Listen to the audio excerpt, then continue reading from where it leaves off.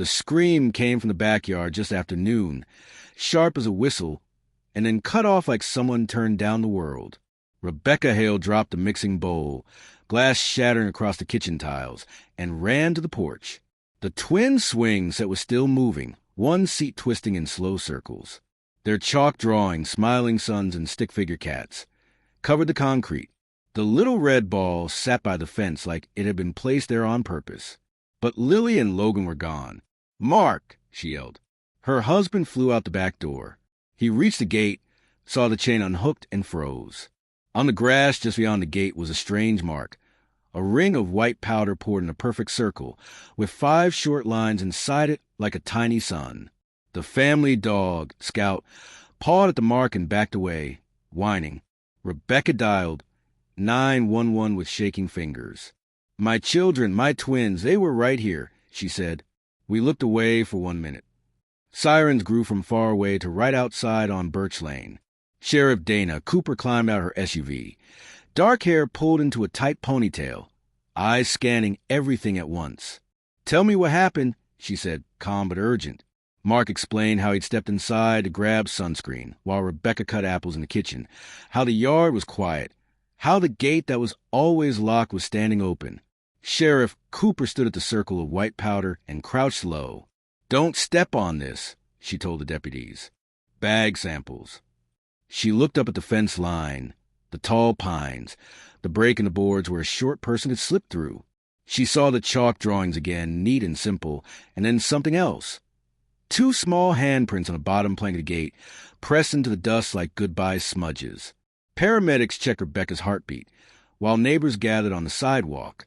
Mr. Jenkins from next door said he'd seen a dark van roll by an hour earlier, no plates on the front. "Didn't think much of it," he said, voice shaky now. A drone team launched over the tree line. Volunteers moved in lines through the brush, calling the twins' names. The low part of the day felt like forever. The long, slow search, the back-and-forth questions, the radio chatter, the waiting. Sheriff Cooper kept walking the yard in quiet loops, seeing if anything changed when the light shifted. It did. From the porch steps, in the glare of the afternoon, she noticed a pattern in the grass. Footprints so faint you had to squint. 2 sets were very small. One set was larger and deeper, like someone had carried a load. The prints ended at the alley behind the fence, where a patch of dust showed tire tracks, wide and smooth like new rubber. "Let's talk inside," the sheriff said to parents. The house smelled like cinnamon and broken glass. On the dining table lay a stack of flyers for a family gathering that evening. Big letters, "Reading Morning Star Meal," in soft gold print. Sheriff Cooper's eyes flicked from the flyer to Rebecca. "What's Morning Star?" "Just a supper group," Rebecca said too quickly. Mark added, "It's a study group. Neighbors." "Do they meet often?" "Fridays," Rebecca said. "And sometimes Sundays." The sheriff nodded. She had seen the flyers before around Clearwater County. People said Morning Star was harmless, just potlucks and prayers. Other people whispered about candles in the orchard past the old mill, about blessings at midnight, and children asked to wear white. "Do the twins go with you?" the sheriff asked. Rebecca swallowed. "Sometimes." A deputy waved from the doorway. "You want to see the garage." They stepped over the spilled glass and crossed the hall. The garage smelled like cardboard and motor oil. On a top shelf sat a plastic container labeled seasonal. Inside were folded white shirts in child sizes, a small bottle of salt, and a paper booklet full of short lines of writing arranged like songs. The cover read, "Morning Star, the way back to the light." Mark's face drained of color. "It's just holiday costumes," he said. "Christmas plays." Before the sheriff could answer, the drone team radioed in. "We got something by the creek south of Birch. Looks like a small cairn, stacked stones, with the same circle and line symbol painted red. No sign of kids. Mark your spot." "Don't touch it," Cooper said. She turned to the parents, voice gentle but firm. "I need you honest with me. Does Morning Star ask you to do anything unusual?" Rebecca wrapped her arms around herself. "It's only rules about kindness," she said. "Sharing. Being pure. Families promise to raise children the right way. That's all. And who leads it? Rebecca stared at the floor. A man named Thomas Ray, but everyone calls him Shepherd. The sheriff's phone buzzed. Another deputy from the yard. We found something in the shed. They crossed the grass. The shed door hung crooked on one hinge, the metal latch broken like it had been hit with a hammer. Inside it smelled like damp wood and rope. A baby monitor sat on a paint can, the screen cracked but still glowing. Sheriff Cooper picked it up. The audio slider was up. She tapped the side. Static whispered, then cleared, and a soft voice came through, faint, like it was far away and under a blanket of wind. "Bring them before dusk," the voice said. Another voice answered lower. "The gate is open. The circle is made." Rebecca covered her mouth. Mark stepped back, bumping into a rake. "Where's the other half of this monitor?"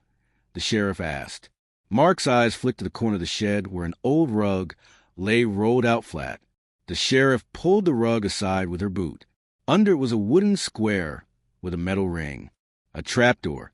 The metal ring was warm, like someone had held it in their hand not long ago. A new padlock hung there, closed but not latched, like whoever used it had been in a hurry. Sheriff Cooper knelt, pressed her ear to the wood, and held her breath. For a second, there was only the sound of wind and faraway sirens. Then, from the dark beneath the floor, there came two slow, careful knocks. For a heartbeat, no one spoke.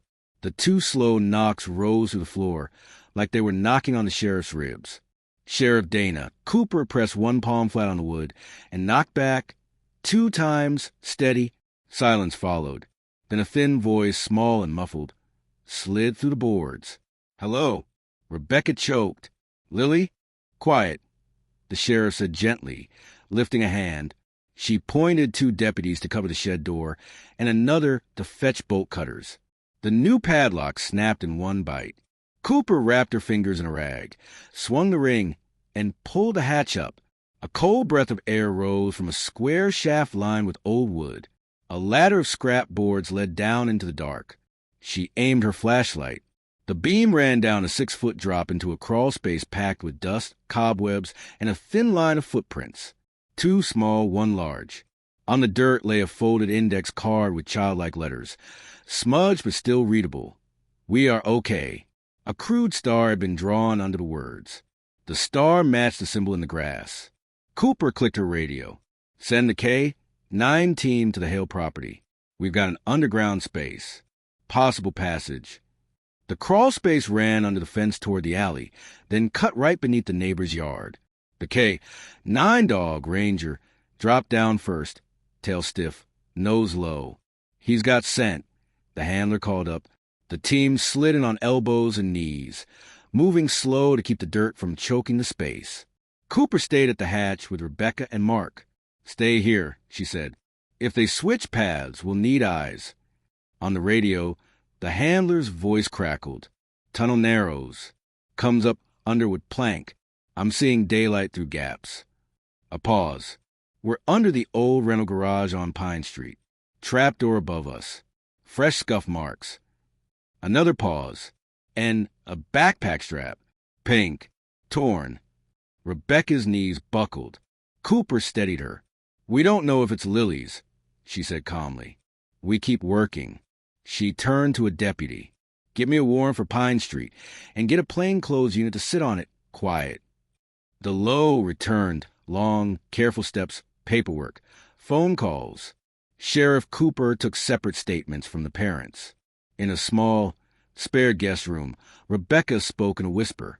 "I met Morningstar at a food drive," she said. "They said families are stronger together. They brought meals when I was sick. The kids like the songs. Did they ever keep the twins without you?" "Only a class during meetings. An hour. They teach about the old ways. That's what they say. How to be clean in a dirty world. And Thomas Ray? He's kind, charismatic. People listen. He doesn't shout. That almost makes it worse." In the den across the hall, Mark stared at his hands. "I didn't want to join," he admitted. "But Rebecca," she said, it made her feel less alone. Lately they've been pushing fasting days, purity pledges, off-grid weekends. I told her it felt like a cult. We argued. When did you argue last? Last night. He looked up, guilty and scared. About the twins going to the orchard gathering tonight. I said no. She said it was only a picnic. Cooper filed the answers in her head. Orchard. Gathering. Tonight. She returned to the yard just as the drone team brought a still image. Stone stacked beside the creek, the red circling line symbol painted on smooth rock. In the bottom of the frame, a strip of white fabric fluttered from a twig. Tiny polka dots. Lily's dress, Rebecca whispered. She wore it last Sunday. The high began to build again. A city tech arrived with a spectrum scanner and clipped it to the cracked baby monitor. This unit's sending, he said, eyebrows lifting. Not far. Whoever's got the other half is nearby. He turned the dial. A faint hiss grew louder, then voices. The same two as before, cleaner now but still thin, like they were speaking in a big empty room. Sun at the shoulder. The first voice said, measured, almost gentle. Before dusk. A deputy mouthed, dusk, and check the sky. Late afternoon already. Shadows were stretching long across the grass. Can you triangulate? Cooper asked. Give me 5 minutes, the tech said, already moving. He set 3 small receivers on tripods at the corners of the yard and watched the screen, where 3 circles overlapped. The center point drifted, corrected, and settled. He pointed on a satellite map. There, the old orchard by the mill. The same place the drone had seen the stones. The same place the flyers had teased with soft gold letters. Morning star meal. Cooper moved. No sirens until I say, she told the team. Plain cars only. Long guns stay low. We make contact. We keep the kids safe first. She sent 1 car ahead to Pine Street to pop the rental garage and secure the scene. Another pair of deputies in jeans and jackets slid into an unmarked SUV with Cooper. Rebecca tried to follow. No, Cooper said, gentle but hard. You help us by staying by the phone. She put a palm to Rebecca's shoulder. I will bring your children home. They drove fast on county roads painted with sunlight and shadow, washer fluid drying in white streaks on the windshield. The old mill rose in the fields like a gray tooth, and beyond the orchard spread in neat rows. Bare branches scratching the sky. Cooper killed the headlights a quarter-mile out and rolled onto a dirt lane. The air smelled like apples and dust. They parked behind a split-rail fence. Through the trees, they saw a lantern light, like small moons. People moved in white shirts between the trunks, their shapes flickering. Somewhere, soft singing floated on the wind, the tune simple and warm in a way that made Cooper's skin crawl. She lifted binoculars. Near the center clearing stood a low timber table dressed with linen and candles. A tall man in a cream jacket raised his arms, and the murmurs quieted. Thomas Ray. Shepherd. He smiled like a friendly neighbor at a block party. Cooper clicked her radio to a whisper. Units hold. I repeat, hold. 2 narrow figures stepped from behind the table. Barefoot, dressed in white. Heads bowed. Small. A hush fell over the orchard. So complete, even the wind seemed to wait. Thomas Ray's voice carried clear as a bell. Begin. The barn doors at the far end of the clearing slid open with a rasping groan, and 2 small voices cried out at once. The sound hit Sheriff Cooper like a jolt of electricity. The 2 voices, high, scared, and real, cut through the orchard air. Lily and Logan. She didn't even need to see them to know.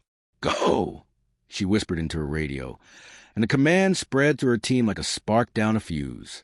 Deputies moved to the rows of apple trees, flashlights off, boots soft on dirt. The white shirts of the gathering glowed faintly in the lantern light, all turned toward the barn where the cries had come from. Cooper could see the twins now, standing just inside the open doors, their wrists tied loosely with ribbon.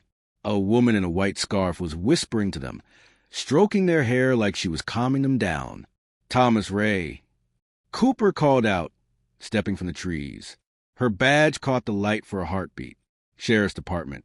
Step away from the children. For a moment, no one moved. Then the music stopped, cut in half. Ray turned slowly. His smile never left. Sheriff Cooper, he said, voice smooth as honey. You're interrupting something holy. Let the children go." He raised his hands, slow, deliberate. They are safe. They've been chosen for the light. Cooper motioned with her hand. 2 deputies flanked the barn. "Chosen for what?" she said. Ray took a step forward. "For the cleansing," he said softly. "This world poisons children. We just teach them the old truths. The fire of rebirth." "Stop talking," Cooper snapped. Her voice cracked the silence like glass. "Put your hands where I can see them." A woman behind him started whispering a chant. Others joined in, low and rhythmic, like a tide pulling at the air. The children whimpered. "Please make them stop," Logan said, his voice trembling. Cooper nodded to her left flank. The deputies moved fast. One cut the ribbons from the twins' wrists. The other ushered them toward the orchard edge. But just as they reached the clearing, the lanterns went out. All at once. Darkness swallowed everything. "Lights up," Cooper barked. Flashlights flickered on, slicing beams to the black. The crowd scattered. A man ran into the trees. Another shoved a deputy and bolted. Cooper caught a flash of Thomas Ray's cream jacket disappearing through the side door of the barn. She ran after him. Her boots slammed the floorboards, echoing in the dark. The barn smelled of straw and smoke. She caught sight of Ray climbing a narrow ladder up to the hayloft. "You're done, Ray," she shouted. He turned his head just enough for her to see his grin. "You think this ends with me, Sheriff?" he said. "The light's already spreading." He reached the loft window and jumped. The thud outside was heavy. Wrong. Cooper ran to a window and looked down. Ray lay motionless on the ground, one arm twisted beneath him. She shouted for medics. Deputies surrounded the barn, handcuffing the few followers who hadn't run. The chanting had stopped. Only the ocean whined through the apple branches made a sound. When the medics confirmed Ray was still breathing, Cooper finally exhaled. She turned toward the twins, who were wrapped in blankets by the squad cars, faces pale and streaked with tears. Rebecca and Mark arrived minutes later, stumbling out of a patrol van. Rebecca dropped to her knees and pulled both kids into her arms, sobbing so hard her shoulders shook. I'm so sorry," she kept saying. The low came after the stillness of cleanup. Officers photographed the chalk symbols inside the barn, small candles arranged in circles, white robes folded on benches. In the corner sat an open ledger listing families of light. Next to Hail Family, 2 names had check marks. A third space was blank. At dawn. Cooper stood near her SUV, watching the sun crawl over the hills. The orchard looked peaceful again, just rows of trees and mist curling off the grass. But she couldn't shake the feeling that something bigger had moved beneath the surface. She took a final look through the barn. On one beam, almost hidden under the soot and dust, a carving caught her eye, a circle enclosing 3 short lines, the same strange mark that had been in the twins' yard. She traced it lightly with her gloved finger. Deputy Lewis stepped in behind her. "We've cleared the area, Sheriff. Ambulance took Ray. He'll live. Parents are with the kids." "Good," she said, still staring at the carving. "What about the followers who got away?" 5 unaccounted for. We'll put out bolos." She nodded slowly. "Do it fast. I think they're not done." Outside, the morning light turned the orchard gold. The children were safe, but the symbol still burned in her mind. Somewhere, she thought, others might already be drawing again. A ring, 3 lines, a promise whispered in the dark. Then her radio crackled. "Sheriff, we've got something at the Hale property. Found under the crawl space." "What is it?" A pause. Then, another note. Same handwriting as before. Cooper closed her eyes for a second, bracing herself. "Read it." The deputy's voice trembled slightly. It says, "Thank you for returning them. We'll need them again when the sun is at the shoulder." The wind rustled through the apple trees, cold and steady. Cooper looked back at the barn one last time. "This isn't over," she whispered.